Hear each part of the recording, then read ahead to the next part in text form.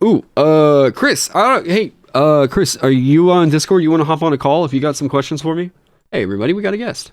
Hey, oh man, it is crazy day, but I do have some info that I think you might be interested in. I'd love to hear it. Yeah. So I asked them pretty much pointedly because I know you and I had talked about trying to get you an invite to this thing. One of the questions that I had asked them, and this is, I think any content creator out there would like to hear this. Do they view content creators that are critical of their products as hostile creators? And it got oddly dodged. I don't really know exactly how to like kind of explain the answer that they gave. But I basically made a specific reference to Will and what Kyle Brink said in the interview with Bob, but it did get kind of dismissed. It's the kind of thing that what you should know is Dixon is going to be our line of contact from now on. I have no idea how to get in touch with Dixon. Okay, so I mean I know people that do, and I mean I've got Dixon now on like emails and everything, so I'll get you their info. All right. I mean I'm moderately critical of their releases, but there are people who are. I don't slam them or anything. Well, sometimes I do if they suck, but you have your moments. I mean in general, I'm supportive of the game. I'm just not supportive of the crappy stuff. Right. No, I mean, we want it all to be usable, and then if we get something that we're like, oh, this makes the game less fun, then it's not usable, you know? It's like whenever you said Peace and Twilight are less fun whenever they're on the table, I was like, yeah, I get you. Like, I feel you, man. Yeah, those two really stick under my skin. So, did you have any questions, like, about what all was going on? So, did they talk about OGL at all? We haven't, no, we have not. So, I do not personally plan on bringing that up. Reason being, I would like to see, like, forward-facing what all's going on, and then maybe get that answered in terms of, like, me talking to Dixon one-on-one. I mean, I'm not looking for excuses or anything at this point. I think they've given everything they're going to give that way. But if you guys are talking to members of the design team, I wouldn't mind hearing what their personal reactions were to that kind of thing. To what are you kind of looking for? Just like how they felt about that? Yeah. Because we all kind of speculate to those things, and it'd be interesting just to get some confirmation of what we probably suspect. Sure. Is that kind of what we would be looking for? Is just confirmation that, like, hey, the designers were on our side the whole time? I'm not. Only ask questions you're comfortable with. No, for sure. I mean, like, trust me, at this point, they know that I'm the goddamn shotgun goblin of the community anyways, so. All right, so basically your thought is, like, what are the designers' thoughts on the OGL situation, or how OGL... I'll tell you what, if I could have you ask any question, what does Treant Monk have to do to get on this influencer list? Oh, okay, so yeah, I got you that list. I got you that info. That is going to be made very, very clear. They admit that there has been murkiness in the past, and they are working to correct that right now. And this is one of the main things that Dixon is working on. Yeah, because I advertise their product, right? And I wouldn't mind having some form of... They have never answered a tweet I've given, never, nothing. So I would love to have some communication with somebody sometime. Right? Yeah. No, I agree. I think you've definitely been at this longer than I have, but I know just as me being a content creator, how frustrating it's been to, like, hear, oh, well, you email this guy over here, and then I email that person and I don't hear anything for 6 months, and then I hear, oh, well, this person who... I mean, the situation that I think made a lot of us go, wait, what just happened, was whenever Eric got on the list.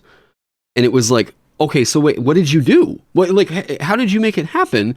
And it was like, it was a big mystery rather than a really clear-cut response. Yeah, I mean, I've got no problem with Eric being on the list, I think. Yeah, me neither. I think Eric's a great guy. It was just, what did he do, it's like, what is the criteria that I'm missing? That's what I want to know. Yeah. I always kind of felt for a while. And for people watching, Taron actually reached out to the person who invited him and said, "Hey, how about inviting Treant Monk?" And they said, "Oh, I'll look into it." And I heard nothing. Yeah, I didn't hear anything back in response to that either. Yeah.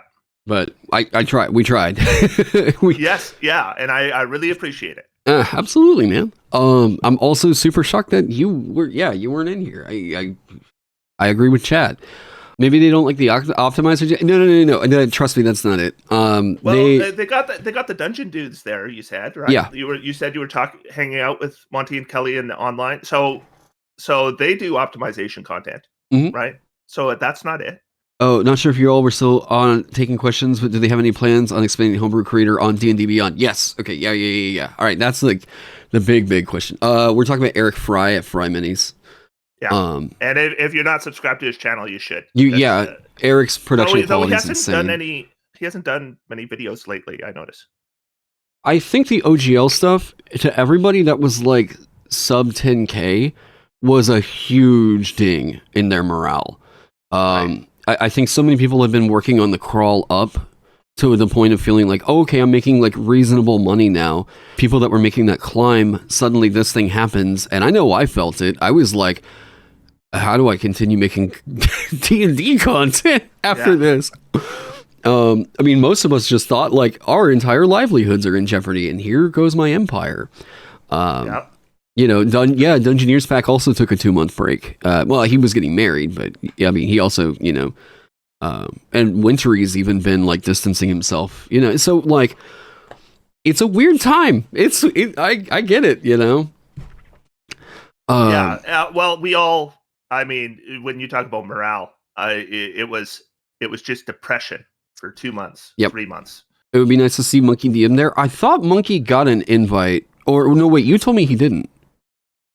Right? Was that you? I didn't. I can tell you that last I talked to him, Colby from D4 Deep Dive didn't get one. Yeah, and that was also a thing that they did talk about in regards to like who did or didn't get the invites early on. I will read through that a bit more and try to like summarize it a bit more succinctly whenever I do the live stream later on tonight. But I just don't want to misquote them right now. Yeah. Surprised Jacob from XP level 3 didn't make it. Yeah, there's, again, we were just kind of like, wow, weird. Did you have any other questions, Chris? No, I wasn't prepared to talk to you. Oh, no, for sure. I didn't think about it. No, I was just, I didn't know if there was anything particular. Because at this point, we have had a couple of questions, and these are mostly meta questions that we had answered, where it was like, overall philosophy behind designing content or the virtual tabletop or what is D&D Beyond doing moving forward, rather than specifics about when are you guys going to nerf this thing or when are you going to fix Chronergy Wizard. So these are more about like major moves for the company. Quite a lot of people asking about accessibility changes being made to D&D Beyond, but in general we weren't talking like mainly about content itself. Right. But, yeah. But what's Joe Cat there? No, I did not see Joe Cat there. But yeah, other than that, what are you doing today? I recorded a video, so I will be editing it and all that stuff, and hopefully have it done within a couple days. Yeah. So that's what I was doing. Nice. Well, I'll let you get back to it if you want to go over and do all that, but I appreciate you popping in, man. Yeah.